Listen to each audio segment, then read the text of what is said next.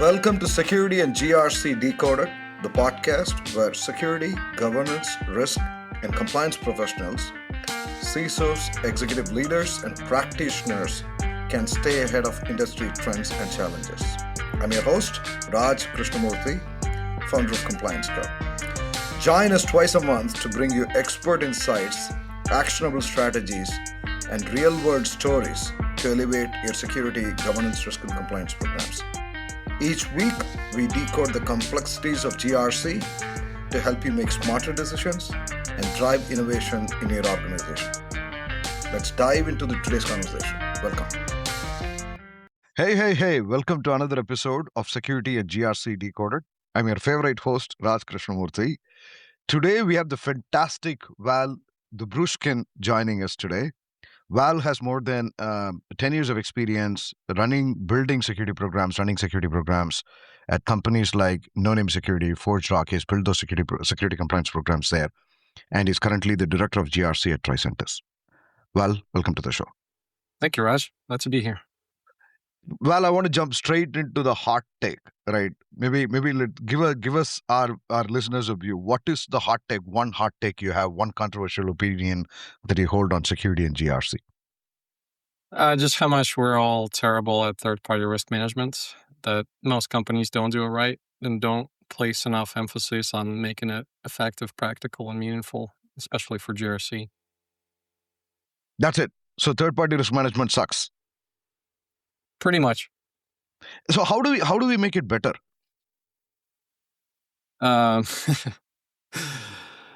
think we need an industry change, and I'm surprised that we keep seeing these major data breaches that are caused by supply chain attacks and vendor integrations attacks, but we're not changing our practices, and we don't have enough compliance standards that really enforce meaningful third-party risk management. Most of our current standards they can be done as compliance theater, check the box. You get some security attestation report for a vendor or send them a questionnaire, and that's good enough. But that's not. That's clearly not enough. So the way to do it, I'm trying to change it from an industry perspective by collaborating with other practitioners, speaking at conferences, helping other voices that are moving to change our industry. But it's very slow a process. I'm hoping that things like FedRAMP, CMC, as they become more common in the industry overall, even outside the US, that those kinds of more prescriptive supply chain security practices become the norm. But at a minimum, as GRC practitioners, as cybersecurity leaders, it's on us to change it, at least our company, one company at a time. And, when we come across others that have similar challenges, share our practices, our experiences with others in the field to make it better. The bottom line is you look at your resources, you try to figure out the risks, you work with your procurement program and process to make it easier so that this is part of business as usual as much as you can. There are some technology companies, some startups that are doing this better, more modern approach of almost continuous monitoring of risks for vendors by connecting with your security and IT technologies and monitoring where the data is going, what access a vendor has, and can even alert you if, let's say, you approved a certain vendor to access, one type of integration or send data, this one geographic region. And now this tool can tell you that, okay, some engineer allowed this tool to greater access, or now they're sending data to maybe more, suspectful region or country. So, looking at those kinds of technologies that help us move away from this once a year, assessment of a vendor, but more on a continuous basis and trying to focus on the risks. But even with annual assessments, we can do better, right? I don't like questionnaires. I think they're the bane of our existence on both sides of GRC from customer trust insurance. You're drowning in these questionnaires that are different and mostly meaningless to customers. And on the third party risk management, we're sending questionnaires that are generic, even though companies are supposed to, reply honestly, there's not a lot of evidence unless we ask for, screenshots or other kind of evidence, but then you're duplicating, their SOC 2 and ISO and other audits, and it's just extra effort on everyone. So there's not a lot of guarantee that their answers are accurate. We also have AI tools that help answer these questionnaires. We're getting into technologies that analyze questionnaires. So we're almost at a point where AI is talking to itself, and as much as we can trust it, there's a question there. But we can also look at the actual security documentation that the vendor provides, figure out again in the procurement process. The point is the business needs vendors, and we don't want to slow them down. And it's on us to figure out where does security really come in, where do we need to hold the line, which things we can let go depending on the risk, the value. Maybe if they have cyber insurance and some other controls, that's enough for a certain type of vendor. But some other ones we want to see more. And what we can do is look at their SOC 2 attestation or ISO 27001 controls, audit reports, and really dig into the details and see, which controls are actually covered and how they're covered. And normally, you need to have some understanding and expertise on how these reports are written to be able to pick out that, hey, this vendor might have business continuity practices, but the way the report is written, it's not really tested well, or it doesn't cover the services that I need. But now we've also seen in the GRC tool space that a lot of vendors are building AI analysis capabilities that can scan these reports, and we can work with these tools to tell us, okay, for a given risk or a vendor, I want to see this number of controls, so the controls have to be worded this way or implemented. You could look at vulnerabilities, triaging, and for critical vendors, you can have more requirements on their vulnerability practices or remediation timelines versus, your medium and low vendors, and use these GRC technologies to help you analyze this so you can make this a lot faster and ideally automate it. So again, you don't have somebody reading these reports manually, but you can have the tool inform you of, yes, these controls are in place, and if not, then you can follow up with the vendor and figure out where this gap is and if it's a real risk. So it's both on a standard practice. So even if you're doing just annual assessments, there's a lot of things you could do better, and ideally moving towards more automation and continuous monitoring of vendors. But also, the bottom line is we need enforcement from the executives, right? Because even if we have these great practices, even if we find that, okay, this vendor is a high risk to the company, unless somebody cares and is able to either walk away from a vendor or force them to change their practices, none of this matters, right? We could have the best TPRM program and automation, all of this. But if we keep highlighting those risks and the business says, I don't care, we're still going to do business with this vendor, still going to allow them to integrate and send the data wherever, then it doesn't mean anything. So we need to build trust and relationships and get the buy-in from the executives so that when we raise risks, when it comes for vendors, that it really matters. It forces the company to change their practices, reevaluate things, and protect the business better. And so it's about not crying wolf all the time and focusing on the vendor risks that really matter and are truly impactful, and building a good story behind it to justify why we feel this is warranted, so that when we come to the business, they understand and they can see the logic that this is really important. Ultimately, again, it's not on us, right? If we wanted to build a secure program, we wouldn't have a business, right? Because we'd spend all our time and money building it securely rather than building services. So it's on the business to decide where that balance is, and on our job to inform them and give them the information they need to make the right decision. And of course, we can make suggestions and try to prove our case. But at the end of the day, we also have to accept that in some cases we may disagree with the business, but it's not our call. But we have to see enough of positive change over time that, okay, we keep making these cases, and when it really matters, we do see business walking away or forcing different vendor practices where we can. And this isn't just a GRC or a third-party risk management program. It's part of our ability to influence the business and build this relationship across the board with everything we do within GRC. It's just, again, and this vendor risk management is just a component. If we have the influence, if we have the relationships, then we'll be able to get the benefits from those in this example. Okay, got it.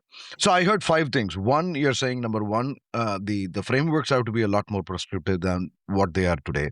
2, you want a deeper integration with the vendor systems, so that I think you talked about continuous monitoring, right? Something where you're able to evaluate them as real time as possible, as quickly as possible. 3, you talked about leadership support.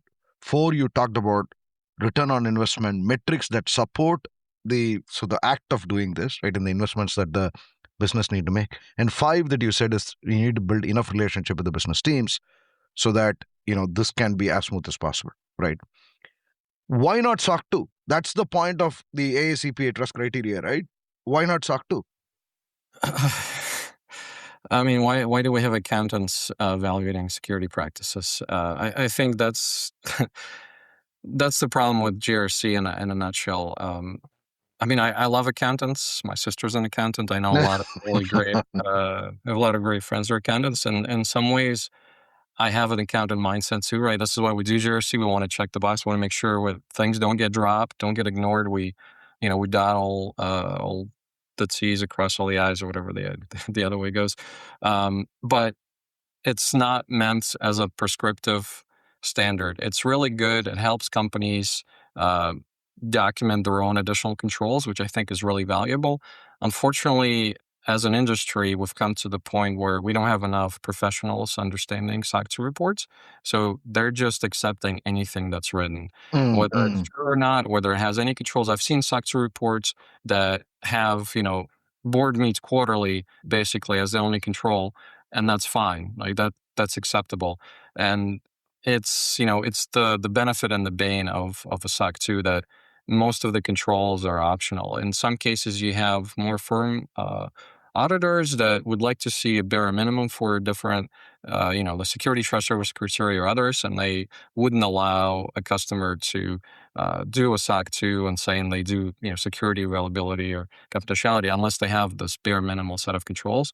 But for a lot of other firms, you could have a single confidentiality control in there or a single availability one, and it would say this SOC 2 report has, confidentiality and availability as trust services criteria.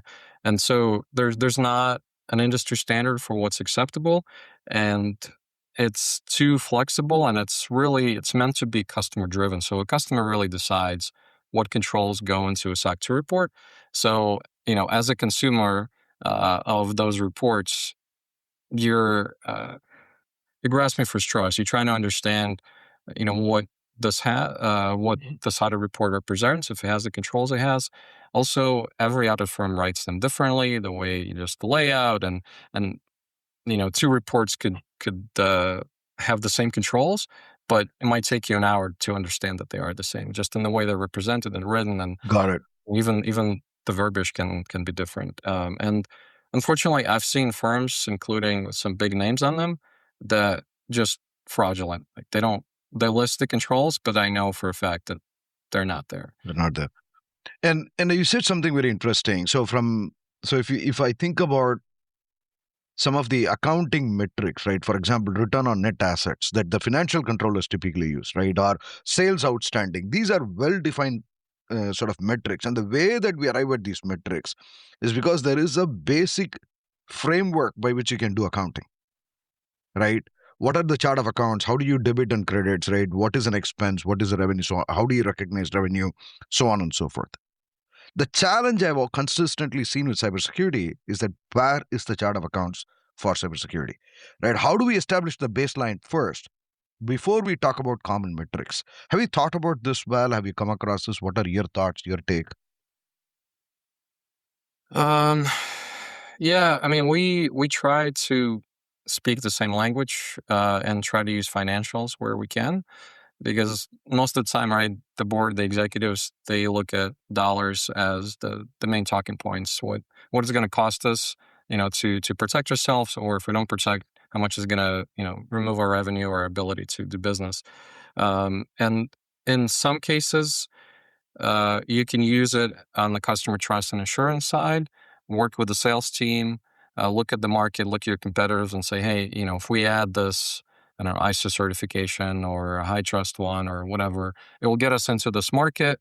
Then it will allow us to earn, this additional dollars. And a lot of times, like let's use, FedRAMP. It's a very expensive program, very time consuming, a lot of changes required to your business to get in there. So you have to justify that there's a large potential customer income stream in the future that's reliable, that you're going to gain if you do these things.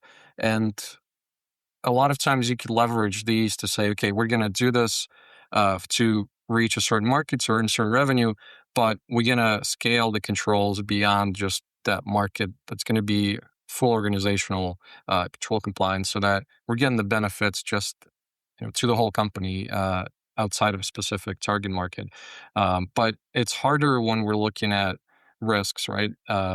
We can look at similar companies, the events that have happened, and the kind of breaches, ransomware, outages. We can look at Jaguar or Land Rover, right? That this cyber incident can take down your entire business and cascade down to all the suppliers, and really put so many companies, individuals out of business just because of a cyber attack. But at the same time, I think that's the other challenge for us, is that it's very difficult to make this accurate for a specific company, because every company is different, every product Different. is different, right? They use different vendors, their approaches, even supply chain security, whatever is different. So unless we do our own like fair model type analysis on particular risk, it's hard to trust the tools. Again, a lot of GRC technologies will give you, they'll find the risks, the gaps in your controls, or you can work with them to document your own risk, your custom risk, and they'll give you a fair estimation of this is what it's going to cost you if you don't address it. And I've seen other companies that focus just on fair estimators, and I'm still yet to see something that I can trust, 100%, that this is going to give me an accurate estimate for my company, for my Got it. particular risk in our environment. And the challenge too is that you never have enough people to spend the time to do an accurate, fair analysis on a risk. So you're still guesstimating, whether you use tooling or you do it yourselves. And it's it's a tough place to be. I think the GRC company that figures this out accurately for specific customers is going to be extremely successful. We need something like a Wiz or Orca, right, where there is a vulnerability and you can see the exploit chain, and you see like the real impact. That yes, out of 10,000 vulnerabilities, these 10s are the ones that are going to be really impactful to us, and we need to focus on them. Just like with the risk, we need to be able to see out of 100 risk or 1,000 risk in a risk register, give me the real ones that are going to have this material impact on our company, so that we can focus on them. And right now, I'm not seeing it. We're all doing our best, but it feels like it's still a guesstimate or some kind of just you know heat heat map reporting to Got it. executives, and making Yeah. us look good like we're professionals, but the integrity of the data, I'm not certain. I think it's a very interesting because I think my intent of the question was slightly different, although I think you addressed this much better than expected, well, which is I think you're talking about the financial impact and rolling up the financial impact and demonstrating the financial impact. What I was asking is the data that is supporting that financial impact, which you also talked about, which is can there be categories of cybersecurity risks by class of companies that we can all agree on? What are we doing in asset management? What are we doing in access management? What are we doing with sort of third-party supply chain, right? At least software supply chain, things like that, where it's not very vague. To your earlier point that you were making about being more prescriptive, that's the point you were making. Is there a way we can get there where at least for class of companies we can be more prescriptive? Do you think we should do that collectively as a community, or can we not? Um, I don't think it's possible, because every company tackles those differently, right? We can't say, I don't know, a Microsoft and a Google does asset inventory the same way, or relies on the same vendors to track those assets, and where are those risks? I mean, you look at your GCP controls or AWS controls or Azure controls, right? They're all different. How identity is managed is different. How the security controls are deployed and transferred. The ability to manage those controls is different. So we don't have an industry standard for anything, unfortunately. So I don't I don't know how that could be possible. Got it. Val, you built the security compliance program at ForgeRock. You also built the security compliance program at No Name Security, right? And then you went on to work for Akamai. These are all technology companies. You work for Trice. These are all forward-looking, forward-leaning technology companies. What has been your experience in building security compliance programs and GRC programs for companies like this? It's been really enjoyable. It's really hard because these companies are very fast-paced, but I like the challenge.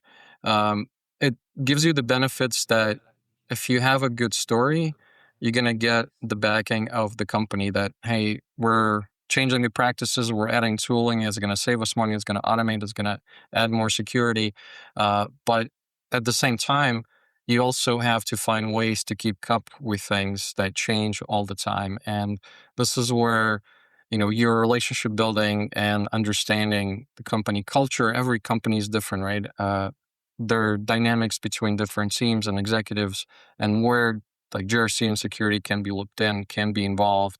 Like building, security champions program at ForgeRock was very different than the way we did it at Cisco, or working on that at No Name or Akamai. And you have to be adaptive. You have to learn. You have to have this mindset that, okay, I want to do things better, but I also don't want to do it the same way at every company, because every company's needs are different. That security program or GRC program, their maturity might be different. Where they're going is different. I look at it as solve for now, build for the future approach. That I look at what the company needs right now, but I'm putting the foundations for that exit, the IPO, the acquisition, whatever, so that when the company is ready, we're going to be well ready ahead of time, so that we're not caught, by surprise that, oh, we need to be, I don't know, IPO proof in a year or something, or, have our acquisition all squared away. So it's, I would highly recommend for people to work in technology companies and startup and fast-paced, because this is the fastest way to learn. You end up seeing a lot of modern security tools that or practices you might not even be aware exist. Kind of be on the leading edge from that perspective. You see the agile development, how fast products are changing, services are changing, the business is making decisions, adding services, removing services, and so you have to adapt, and that's the best way, kind of like learning, sink or swim, and working for those kinds of companies. I think it's a very accelerated learning rate, and for me, it's a lot more fun to be there, and also to work in a place where there's a bias for action, so that if I see ways to improve things, the company culture is more embracing of that, rather than larger corporations. They're very risk averse, and even though it might be the status quo that's not working, but everybody's happy, they have their jobs, they check the box, and it's really hard to convince them that, hey, we can change these practices and save you a lot of money, and you can use your time for all these other meaningful things instead. They're like, no, you know what? It's not really that much of a problem. We'll just keep doing what we're doing. Okay. So, it works for me, but you have to be ready for that challenge and fast pace and continuous learning. Got it. And this may be a naive question. Is it more the company culture, or is it the leadership culture or leadership style? Yeah, I don't know. Good question. I think it's both. It definitely works the best where the leadership and the Still company in one. staff are aligned. But I've seen it where, even if some of the executives are not on board, or there is a bit of this red tape, bureaucracy, or power dynamic challenges between executives or certain teams, there are enough uh, fast-paced minded individuals that the culture still remains this very active bias for action, that we could still make a lot of very positive changes. I mean, I think the culture is more important, but obviously over time, executives have insane impact on that culture. So, uh, I definitely look for that, like during the interview process, understanding where the company's at, what the executives are thinking, because I'm not going to be successful in a place that there's not this bias for action, and it's also very motivating, right? If you're surrounded by people that want to get the job done and uh, they're working really hard, it's going to be even more motivating for you to keep up with that and support them, as opposed to if everyone else is happy just checking the box and doing their little work in the silo, and you come in there with this enthusiasm trying to change things. After a while, your enthusiasm burns dry. If you have that wall of corporate culture, like just do your job and stay in your corner. Got it. So if I rewind, I used to work with in data centers and data center engineering, right, 10-15 years ago. And if you think about hiring a security engineer, right, maybe 10 years ago, maybe you would typically go find somebody with a networking certification, right, Cisco certification, because security was about perimeter protection for you, right? And that's not the case anymore, right? I think security has gone through an inflection point where it is a truly recognized engineering discipline, right? We go and hire Rust engineers and Go engineers and Python engineers today, right? Do you see GRC at an inflection point? The old guard versus the new guard, to use your terminology. I do. I just I kind of joke about that. We need to wait for most of the current GRC professionals to die off or retire to really see the the impactful change. Um, there is a strong community of GRC professionals that are very practical, and they use tooling and good practices to really modernize and make it impactful and effective. And it's part of what motivates me to continue to do better and collaborate and work with others and learn from others.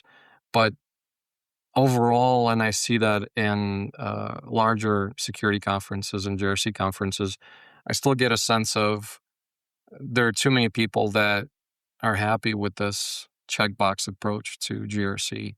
And so as hopeful as I am, and I've seen a lot of positive impact and changes, especially with the GRC engineering movement. Um, I don't see it making enough of an impact, particularly in the enterprise space. And what do you think? Why do you think that is? Why do you think that people are still satisfied with checking the boxes? Uh,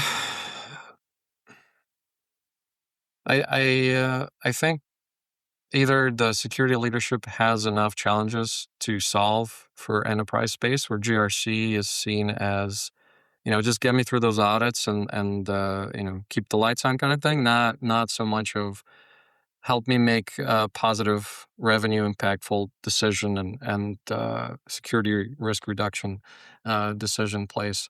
Um, or the GRC executives themselves, they're not valued for their contribution of the GRC program to the business, but for the years they've put in and the relationships they've built with other executives.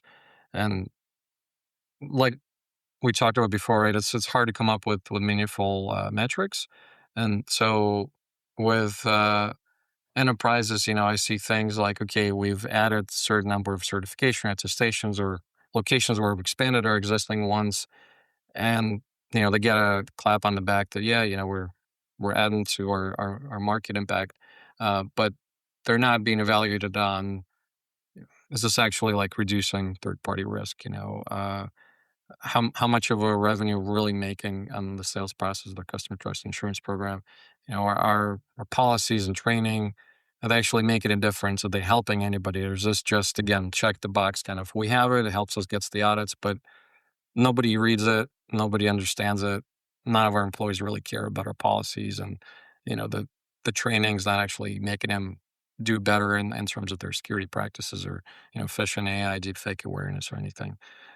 So it's I don't know. I mean, I think it's that kind of again, retirement of previous leaders that needs to happen, where we have more modern, people that really want to make positive changes and see the impact of their work now, not in 10 years or 20 years from now.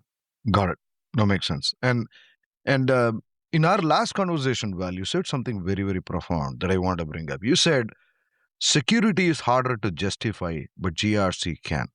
That's what it is. Do you remember you said that? Yeah. Can you elaborate that for our listeners, please? Yeah, I mean, I think where security teams struggle is that they're viewed as either the Department of No, that security always says, "Oh, this is a bad idea. We don't want to approve this thing," or like IT, they're looked as a cost center. They're there to do something, but you don't see the value until there's a breach, and then you say, "Why are we even spending the money if you couldn't protect us from this breach?"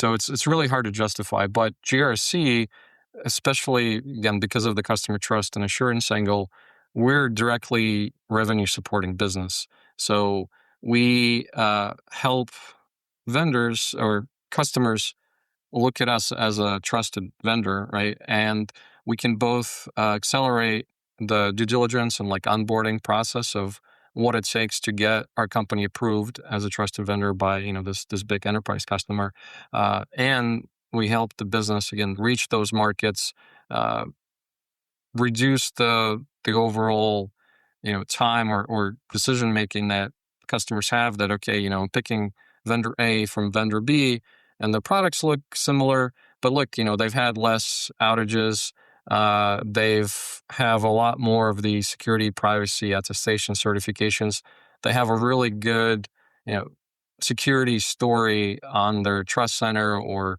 these white papers, they sound like they know what they're doing when it comes to security.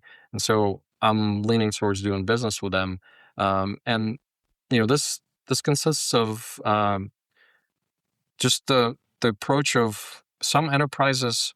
Uh, they do a lot of work figuring out which vendors they can really trust, especially for integrating with a very sensitive data or systems. And it's not just evaluating security practices, but looking at overall company approach. And I've seen this in customer contract negotiations where there'll be some Easter eggs in there that uh, they put in terms that should not be accepted by vendors. But they're a huge enterprise or big company, or they're coming in with a big contract. And so a lot of vendors would feel hesitant to push back on these red lines. And I've seen it firsthand, working with top five, whatever, pick an industry, customers, where we've pushed back on these security provisions or other privacy like provisions, and we've heard these customers say, "Yes, now we're going to do business with you because we know that you're treating these contracts seriously. You're not going to agree to something you can't deliver on, and we know you as a startup are not going to be able to deliver this because this is an enterprise requirement that's going to be too hard for you to meet. So this tells us that you do your due diligence evaluating your customers, not going to just accept any deal you want." That makes us feel like your whole company has this approach that, this trust, not agree to everything just to make money, but you assess the risks and your ability to deliver the services. And so, again, as a GRC professional, this is another area that we're helping to reduce the risks for our customers, but also for our own company, that, yeah, we need to push back on some things. And that's a way to demonstrate that to our customers that, uh, we're good at these things. We're not going to agree to something that we cannot honestly deliver on. And it's sort of a side topic that helps with that future exit plan, right? When you go through acquisition or IPO, that the lawyers come in, or other security professionals to do audits and look at all your contracts and see, oh, you have all these dollars on the revenue books, but they ask you of things that we don't see in your security program, so we can't recognize that revenue. So it's all part of that. You do your trust and integrity correctly within the program, and help the business retain customers, and with modern GRC tools, we have connections between our trust centers to to our ARMs, right? To our sales forces and spots and whatever. So we're able to show direct revenue recognition that, hey, GRC helped retain or earn this number of dollars or these customer logos for this quarter or for this month or whatever, because we have direct integration into the sales pipeline, and we're seeing, okay, these are the contracts we've contributed in. These are the security attestations, reports, whatever things that the customers accessed on our trust center as part of their due diligence. And so it's very easy to show the actual true financial metrics and benefits that GRC program provides, as opposed to security where it's all theoretical. We protect you from something bad, but you won't know that we did it successfully, right? Either way, until it happens, we didn't do it successfully. No, absolutely. Beautifully said. So, Val, you went through two exits, ForgeRock IPO and No Name Security acquisition. Akamai acquired No Name Security. Particularly going back to your previous conversation, were you able to see firsthand about, you said it beautifully, right? Solve the problems first and build for future, if I'm paraphrasing it. Yes. Was that approach very helpful in both these places, and can you explain how? Yeah, absolutely. So again, startups, not a lot of resources, a lot of responsibilities, a lot of things to do. So if I waited until the very end to build a lot of these processes in, I wouldn't have the staff or the ability to support these exits. Um, as let's look at like customer contracts, for instance. As we're growing, right? We want to get all these deals, but we need to keep track of what are our obligations, what are the things that we may have gaps on, where these risks are coming from, and we work on identifying them. And as a renewal comes in, maybe this year we weren't able to negotiate with the customer to push back on some of these things that, okay, I've raised it to the business, but they chose to accept anyway and accept the risk because, we need the revenue, we need to stay in business. So, it's a risk that makes sense. But next year we're more stable, we have more revenue, uh, we have a better relationship with the customer. Now I can again make the same case. Now the business is like, okay, we have this greater ability to negotiate. We're going to work with the customer to remove some of these obligations that we're not able to realistically deliver on 100%. And that, I've seen that over the years. And then when we had those exits and we had the lawyers come in and other security professionals, and I love the feedback from Akamai, where I think for maybe their 12th acquisition by that point, and they said this was the easiest acquisition they've ever done, particularly for security and legal compliance, because we had all our ducks in a row. We knew where the gaps were, where the risks were, and we worked, through my almost 3 years there to address them, to reduce them, and I think they recognized most of the revenue because they saw no gaps in our security requirements that we accept in our controls, our privacy practices, and we made it very clear. And right now, like we had all the evidence, we had all the documentation. They didn't have to spend a long time trying to figure out if we're lying to them or where, so to speak, the bodies are buried. We knew that, like, if there were any gaps, we knew what there were. We had a process to, like, accept them, like get executives to review and again, green light or red light, to continue with this or try to address it again if it was customer negotiations or some other gaps. And so it made it really easy for them to see us as like a trusted partner, and to see that the practices that we had, met their standards. And in some cases, I think there might have been some controls or some tooling that we had that they didn't, that gave us even greater coverage. And so it's kind of like building it along the way. You look at the current processes and you see what you need right now, but what would it take to make it easier so that on a continuous basis, right, you reduce the hours you spend manually doing these things. So you bring in more tooling, or you simplify the process of bringing, other team members to do some of the other components, or integrate with other systems, or you get this information, you don't have to do it all yourself. And, over time, you have a process that's reliable, repeatable. I like to think of it as, again, in the startup, it's like every person matters, right? You don't have anybody that's not pulling their weight. But it also means that if somebody gets sick or, leaves, or you have a huge gap that you're not going to be able to fill. And so we're trying to make these processes like documented and repeatable and reliable so that somebody else can step in and easily pick up the load if they need to, or the team can cover a little bit even though we're always short staffed because we have this like documented and repeatable and done well. Are you so the general assumption would be that most deals, whether it is M&A or your banker getting through IPO, is done primarily on the business metrics, right? And security compliance has no role, almost no role to play. Are you saying that these deals can get derailed if you don't have a proper security compliance program, or are you So saying that they will get delayed, or both? I'm saying that, let's say you're doing an acquisition and the company wants to acquire you, let's say for $1 billion. They'll look at your contracts that you have with your vendors and they say that, okay, maybe you're earning, 100 million annual revenue. But they look at the contracts and they say, oh, you have this customer that's paying you $1 million a year, and they've asked you to do SOC 2 Type 2 on all 5 trust services criteria. I look at your SOC 2 report, you're just doing security and I confidentiality. see. You're the other I see. ones. So, you're in gap.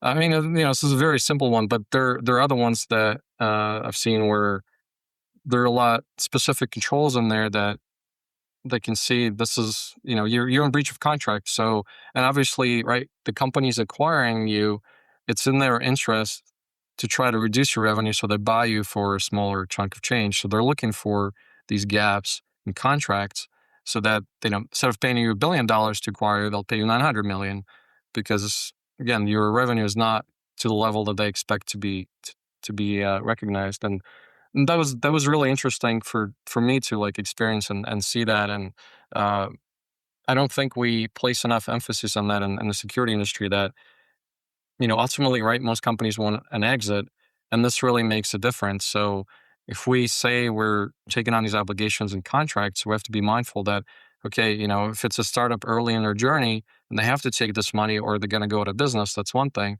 But if you're closer to that exit line, you really have to evaluate, which things are you committed to, because, even during an investment round, they might come in and look at you. And again, they want to take a higher percentage of your company to give you the same amount of money because your revenue is not to the level that you say it is because there's security Got it. obligation meeting in your contract. No, I think that's a brilliant point, Val, and thanks for clarifying. So you're saying that the operational maturity, the overall operational maturity of the company, the security compliance, particularly the GRC team, plays a very vital role in establishing that maturity, right, and the valuation. Yes. So that's brilliant. Val, I wanted to go back to solve for now, build for later. In fact, that's a brilliant way to theme it, and I love it. For, I think, many GRC professionals, and to the person who's listening to the show, many of us struggle, right, in terms of how to do this. Right? How do you solve for now and build for later? I don't think anybody would disagree with you. Any ideas, any advice that you can share in terms of how do we solve for now and build for later? How should we think about it? Think about where the company's heading. Work with the executives. Think about the markets, the types of products that they're building or planning to roll out, and where those markets are going to be in terms of regulations and similar customer requirements or potential exit paths, so that you have this story and this kind of gap assessment of, okay, in 3 years, the company wants to be here. How do I, as a GRC leader, support the company to get in there? And how do I build what I'm solving for now so that it's the least amount of work to get me to that 3-year level? So, as an example, right, you might start with a smaller SOC 2 or ISO 27001 statement of applicability where you have a limited amount of controls, but you know that, okay, you're going to selling to European customers in a couple of years. So you're going to need to deal with, your NIS2 and your DORAs and other, Cyber-Brazilian Acts regulations. So you look at the gaps that you have from now to the future and see, okay, which tools, which processes can I more easily adapt into? Or another example, okay, you're doing a SOC 2, you have international clients, but really you're just a SaaS company, and the customers are starting to ask more for ISO 27001 because they don't care about American, SOC 2 audit reports. But you can look at Cloud Security Alliance, star attestation as, okay, this is much closer match to your SOC 2 report. It's a smaller amount of effort and it's international standard. So maybe instead of an ISO 27001, you pursue that instead. And that could be your, okay, this is my next year roadmap or 2 years from now. So, look at it, uh, that way. And um, it's kind of like the shift left mentality as well, right? Which things can I help the business change now so that it has an impact and it makes it easier for us to reach those stretch goals in 2, 3 years from now? And that maybe, right now we don't have security by design or privacy by design yet, but what do I need to do to make that an easier thing for the business to adapt and accept next year, right? So it's like, think of the baby steps along the way, right? That would make your journey easier to reach that exit, or whatever that vision for the company is in 2 to 3 years. Okay. No, that is brilliant. Start small, continue to keep looking at sort of from a business value perspective and continue to keep improving on. No, makes sense. Um, Tricent is a very interesting company, right? I think it has sort of created the market around shift left, especially shifting testing left, right, towards developers. Do you see a correlation between that and what we do with GRC, right? And you talked about shift left just a minute ago. How do you see GRC shifting left? Uh, we we saw it when we got the first modern GRC tooling coming out, where we could get information about our gaps or our controls coverage on a weekly or daily basis when those evidences are connected, as opposed to the annual or semi-annual audits that we would do and be like, oh wow, I didn't realize I had these gaps in my asset inventory, or my MDRs are not actually deployed 100% to everywhere. So I see this as an extension of that we have greater visibility into the gaps, so we're able to address them sooner, rather than when we do these audits or when external audits find gaps.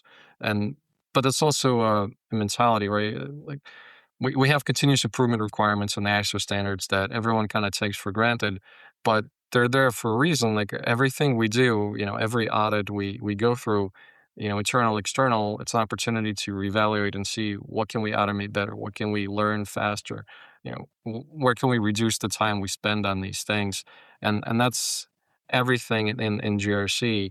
Uh, how do we write our policies, right? How do we do our training? How do we get people to complete the training, make it more fun, make it practical, something that stays with them outside of work, because a lot of personal good security hygiene is also impactful on the business. Um, and instead of just, okay, I'll just rotate it and then roll it off when I get my checkbox. Or similar, even like, I'm not getting the coverage or the completion of the training to the percentage that I need on the time that I need. How do we make this easier? What's the problem? How do we educate? What are the stumbling blocks? The revenue sales. How why is this taking so long for us to respond to these questionnaires? Or why are we not seeing as much impact on our trust center that we wanted it to have? What can we do better? So it's a continuous, like, evaluation improvement journey. Um, I was hoping when Drata rolled out their first, like, customer trust portal, where customers could see their vendors' security controls as kind of like a dashboard. I thought, okay, this is the future, where we don't need to do audits. We don't need to do these questionnaires. Customers can see their vendors' security controls practices just in the GRC portal, but that hasn't really taken off. We haven't seen the industry adopt these practices, unfortunately. I'm still hoping something like that will happen. We have a lot of vendors that are trying to meet this with, like, integrations and have some kind of common portal that vendors and customers can access and see documentation or some controls. And so I think potentially we're moving that way. At least I'm hoping we are. Um, but What I've seen the most is the GRC engineering practices where GRC teams are developing their own tools or processes.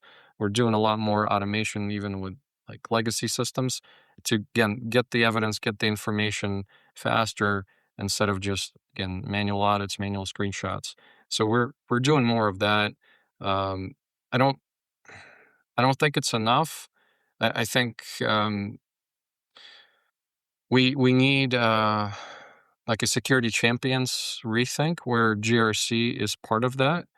And I've done some of that at Cisco and ForgeRock, and I haven't had as much success with it elsewhere. But I'm working on learning my lesson, continuously improving, trying to make that uh, more impactful. But I think that's a great possibility for us to shift left, to educate the business, to understand where potential gaps or issues come in, and where GRC can make a more meaningful impact. And that's the thing I love about GRC is we're so horizontally placed across the business that we touch almost every department, and so we need a way to understand better, faster, but also to help others better and faster outside of our normal function where, sometimes they would need us or we'd need them on this, this annual audit comes up or this customer audit comes up, I need your help here, as opposed to, no, like what are they doing right now where GRC can add visibility or has seen other teams do similar things, we can connect them so that they're getting the value from us just being there, and they're more inclined to share with us, to involve us in their design processes and thinking processes, and choosing the tooling. So it's there's still a long way to go, but I've seen a lot of progress in the GRC tooling and the GRC engineering space in the last decade that gives me a lot of hope that we're Got it. slowly moving away from the status quo. Okay, love it. No, brilliantly said. We are approaching the end of the segment, Val, and I'll keep this as my last question. Something I noticed very interesting in your LinkedIn is that you used to be a management consultant and life coach. Now, can you maybe talk to us about what was that about and how did that help in your security and GRC career? It's helped me focus my own work to be more impactful. If I'm helping others make better decisions, then I need to make better decisions myself and see where am I really making an impact. And the life coaching kind of came out of my lifelong passion for mentoring, and I've been blessed with having great mentors throughout my professional career and outside, and I've always wanted to give back, and there's nothing more inspiring than seeing others succeed and sort of, helping them expand their wings and take off. And I bring that approach to leading teams or collaborating with others where, I'm there to help others do better. And figuring out, management consulting side of, okay, what are the obstacles that are impeding individuals' progress or teams' progress? And the life coach is more an inspiration. How do I get people to be motivated? What inspires them? Which things within GRC or security practices do they find most meaningful that I can connect their work task to or their purpose to, their life mission to? And similarly, working outside of GRC, what motivates others? How do I find that trust or common purpose that we can share and connect over and get them to do the right thing and understand how I can help them better? No, beautiful, beautiful. And Val, if somebody wants to reach out to you for that budding engineer or somebody who is trying to get into the GRC space, and if they wanted to reach out to you, what is the best way to do that? Are you I open just to Yeah, absolutely. There's always less time in the day, as we it? grow professionally and have more connections and friends. But at the same time, nothing is more fulfilling than giving back and helping others. So whenever I can, I'm always happy to do that. Please reach out on LinkedIn. Send me a message, connection request. That's probably the best way to start that conversation. Okay. Well, this has been a fantastic conversation. Thank you for coming on the show. Sincerely appreciate it. Thank you, Rush. Really enjoyed it. Thank you for listening to Security and GRC Decoded. We are your go-to resource for staying ahead in governance, risk, and compliance. If today's episode resonated with you, we would love for you to subscribe, leave a review, and share it with your network. To dive deeper into these topics, visit us at compliancecow.com and follow us on LinkedIn for more insights and community conversations. Join us next time as we continue decoding the future of GRC. Thank you.